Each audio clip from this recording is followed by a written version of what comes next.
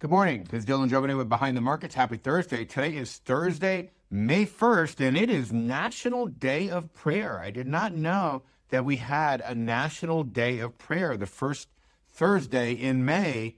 And this day observance, designated by the U.S. Congress, asks people to, quote, turn to God in prayer and meditation. And you know what? That's one of the best ways that I have found to live my life. Just to reach out. I remember when I was younger, I used to say, how do you find God? How do you find God? How do you find God? And an old friend of mine said to me, you don't have to keep looking on the outside for God. You have God inside of you. Just let him out. You don't have to let God in. Just let him out. And I was like, that was a big step for me to climb up the ladder of understanding my relationship with God. Anyway, so today's the first day of May, and I've been sick this week, working from home most of the time, but I've been coming in to the office in the morning to record these. Whatever I have is showing up where it gives me like a fatigue every couple hours, dizzy head, et cetera, et cetera. The mornings seem to be better than the afternoons. The afternoons just are crazy. At about 10 o'clock, I just start to fade, 11, 12, 1. So I don't know, maybe it's COVID or something, who knows. Anyway, today I want to talk about recession. Gene Soroka, the guy who runs the Port of Los Angeles, said that shipping volumes are going to plummet 35% next week. We're going to start to finally see those China tariffs start to bite. Remember something, the Port of Los Angeles handles slightly under 50% of all Chinese imports to America. Basically, these ships just come in, they sail from China to Los Angeles, and now next week, we're going to actually start to see the biting of that, the lowering of that as these tariffs start to take hold. And this is now the real action is starting. Everything up until now has just been conversation. Now that follows a report released on Monday by money management firm Apollo Global. And in a private presentation for clients, Apollo's chief economist laid out a timeline for how he sees this going down over the next 90 days. And he has a, quote, what he calls a tariff to recession timeline. And I'm going to read it to you. April 2nd, tariffs announced. Container ship departures from China to U.S. slowing down. Early to mid-May, starting today, container ships to U.S. ports come to a stop.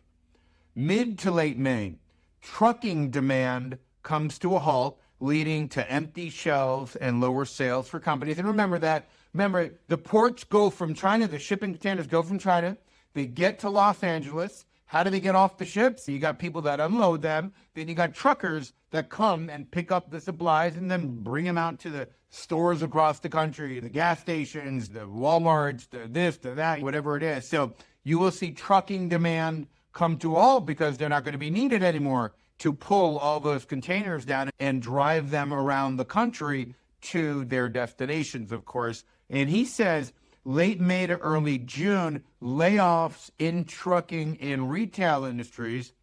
That's going to be interesting.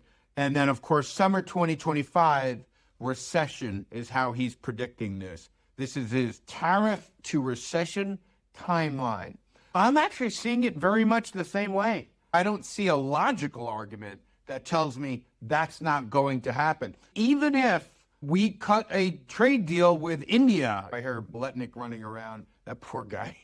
I hear Lutnick running around saying that we're going to have a trade deal with India. And then President Trump said something about that at his 100-day rally in Michigan Tuesday. But who knows? You can get a trade deal. But you know how long it takes to, A, get that through that country's Congress and political system, and also to actually begin to see the benefits of it. You can announce 5 great trade deals today, tomorrow, the next day. But at the end of the day, ships still aren't coming to Los Angeles.